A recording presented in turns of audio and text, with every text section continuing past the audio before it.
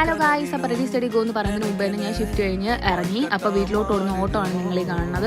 അങ്ങനെ വീട്ടിലെത്തിയപ്പോൾ തന്നെ ഭയങ്കര വിശപ്പ്. നേരെ കിച്ചണിൽ പോയി ഫുഡ് എടുത്തുകൊണ്ടിരിക്കുമായിരുന്നു. അപ്പോഴാണ് അലക്സ് എനിക്കൊരു ലെറ്റർ കൊണ്ടുവരണേ. അങ്ങനെ കുറച്ച് നേരം ഞാൻ അമ്മയോട് വർത്താനമൊക്കെ പറഞ്ഞിരുന്നു, ഫുഡും കാര്യങ്ങളൊക്കെ കഴിച്ച്.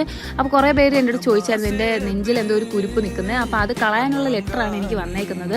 അങ്ങനെ അതും വായിച്ച് നേരെ ട്രാവൽ പാസും എടുത്ത് ഞാൻ ട്രാം കയറി നേരെ പോയത് ലിഡിലോട്ടാണ്. അപ്പോൾ ലിഡിൽ പാഡ് വാങ്ങാൻ പോകുന്നത്. നാട്ടിൽ നിന്ന് വരുമ്പോൾ കുറച്ച് പാഡ് കയ്യിൽ കൊണ്ടുവരുന്നത് എന്തുകൊണ്ട് നല്ലതാണ്. കാരണം ഇവിടുത്തെ നമുക്ക് പെട്ടെന്ന് യൂസ്ഡ് ആവാൻ പറ്റിയില്ലെങ്കിലോ, കാരണം എനിക്ക് പറ്റില്ലായിരുന്നു, അതുകൊണ്ടാട്ടോ. ചിലർക്ക് പറ്റില്ല, അതുകൊണ്ട് നാട്ടിൽ നിന്ന് കുറച്ച് കൊണ്ടുവരുന്നത് നല്ലതായിരിക്കും. അത് കഴിഞ്ഞത് ഇവരുടെ കലാകായിക മേളമെല്ലാം കഴിഞ്ഞ് ഞങ്ങൾ ജിമ്മിലോട്ട് പോവുകയാണ്. ഞങ്ങൾ 4 പേരുന്ന് ഒരുമിച്ച് ഇറങ്ങി.